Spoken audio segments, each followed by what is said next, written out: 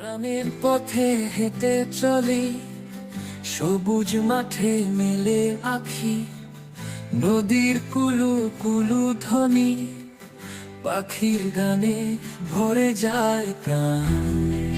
ওই দেখো ধান ক্ষেত, হাওয়ায় দোলে শিশের মেঘ, প্রকৃতির কোলে শান্তি মেলে গ্রামের এই স্নিগ্ধ স্বাদ।